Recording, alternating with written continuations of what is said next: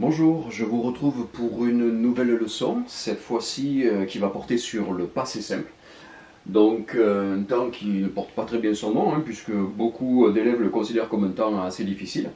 En fait, c'est un temps que l'on emploie uniquement dans les romans, c'est-à-dire dans la narration, lorsque l'on raconte une histoire. C'est un temps que l'on n'emploie pas à l'oral. Et c'est pour ça que les élèves qui ne sont pas habitués à la lecture de romans ou de fiction, ont parfois du mal avec le passé simple. En fait, tout réside dans l'apprentissage. Si vous voulez vous en sortir convenablement au niveau du passé simple, il faut apprendre des terminaisons par cœur.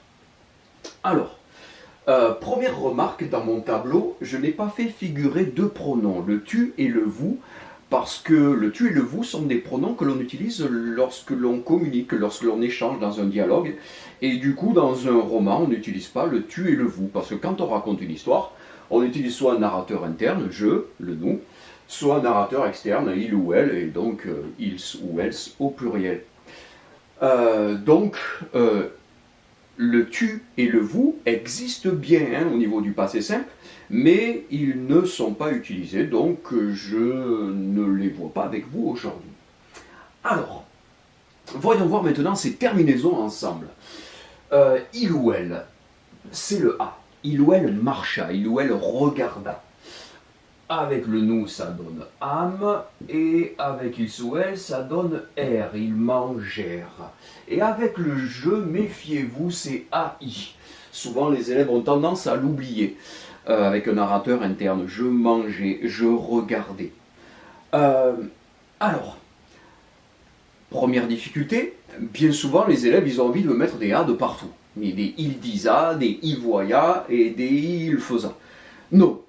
Le A, c'est uniquement pour les verbes du premier groupe, uniquement pour les verbes en ER. Alors, si les élèves ont tendance à vouloir mettre des A partout, c'est qu'effectivement, au premier groupe, c'est 90% des verbes de la langue française. Et donc, on a tendance à croire que ça marche pour tous les autres. Bien non, ça ne marche pas pour les verbes du deuxième ou du troisième groupe. Donc, le A, vous le réservez uniquement pour les verbes du premier groupe. Il ne faut pas m'en coller ailleurs. Pour les verbes du deuxième groupe, c'est un i que l'on va mettre partout. Pareil ici pour le troisième groupe. Donc là, je mets mes terminaisons. I, is, it, im, que je transforme en accent circonflexe, et ir. Là, pour le troisième groupe, je mets exactement la même chose. Et puis, il y a une dernière possibilité, c'est qu'au troisième groupe, ça peut aussi se finir par un U. Donc en fait, je marque mon U partout, je mets mes terminaisons, S, T, UR, et mon accent circonflexe. Donc on va déjà remarquer 2-3 choses pour vous aider à retenir ces terminaisons. Regardez ici, accent circonflexe sur tout le long. Et seulement à cette personne-là, le nous. Ne me mettez pas des accents circonflexes avec des il ou des je. Non, seulement sur le nous. Regardez, chaque fois, on retrouve les mêmes terminaisons. Me, mes, me, mes, me, mes ici. Pareil pour ici, regardez. Re. Le S ici tout le long, sauf ici. C'est pour ça que je l'ai entouré, parce qu'il y a toujours une petite difficulté. Les élèves ont tendance à oublier ce jeu-là pour le premier groupe qui fait AI. Voilà ce qu'il faut retenir. Alors, pourquoi considère-t-on que le passé simple c'est un temps difficile? Bien déjà, parce qu'il y a plein de terminaisons. Voilà, quand je vous demande d'apprendre l'imparfait, AIS, AIS, AIT, IONS, IOZ, AUNT, et c'est terminé. Vous avez vos terminaisons pour tous les groupes qui existent. Là non, il faut apprendre par cœur. Voilà, donc je le note, il faut apprendre par cœur toutes ces terminaisons. Aidez-vous de ce que je viens de vous montrer. Vous voyez, on a des éléments communs, que des U, que des I, que des I. Ici, que des A, à part ce petit E là qui change ici. Que des RE ici, que des ME ici. Des T la plupart, sauf ici, et la DS. Vous voyez, essayez de trouver des moyens mémotechniques pour vous rappeler de ces terminaisons. Donc, pourquoi c'est un temps difficile? Parce qu'il y a plein de terminaisons. Une, parce que c'est un temps que l'on n'emploie pas à l'oral. Donc ceux qui ne lisent pas beaucoup ne le rencontrent pas. Parce que, ici, au troisième groupe, nous avons deux terminaisons possibles et il n'y en a qu'une qui fonctionne, selon le verbe. Et donc du coup, il ne faut pas se tromper. Et il n'y a pas de règle là-dessus. Est-ce que je dis il entendit ou il entendu? Est-ce que je dis il courit ou il courut? Est-ce que je dis il voulit ou il voulut? Bon, là, ça ne sonne pas trop bien. Mais il n'y a pas de règle pour choisir l'un ou l'autre. Donc un élève qui n'a pas l'habitude de lire, eh bien parfois ne saura pas lequel il doit choisir. Et donc là c'est un petit peu embarrassant.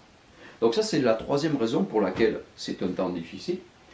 La quatrième raison, c'est que parfois il s'avère que au passé simple, c'est pareil qu'au présent. Vous voyez, par exemple, si j'écris il dit ou il finit,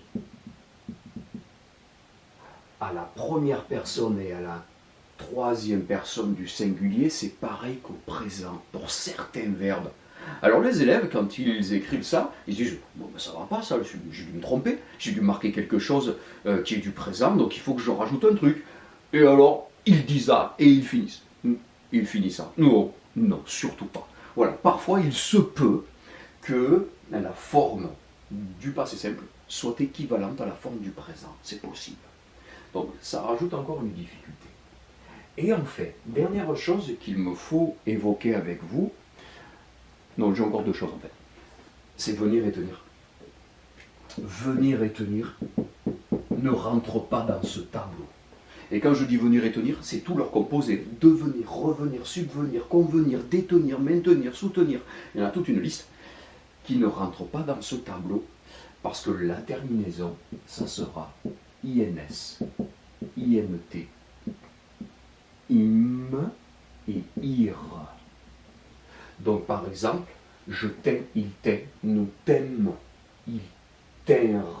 Hop, j'ai oublié le N ici. En fait, c'est un petit peu comme si vous preniez ces terminaisons-là et que vous rajoutiez un N ici. Oui. Et ça vous donne les terminaisons de venir et tenir. Je devais, il devait, nous devîmes, ils devinrent. On retrouve un petit peu donc les mêmes éléments ici, sauf avec ce N que l'on a mis au milieu. Donc ça, il faut tâcher de le retenir aussi, ça rend les choses un petit peu compliquées.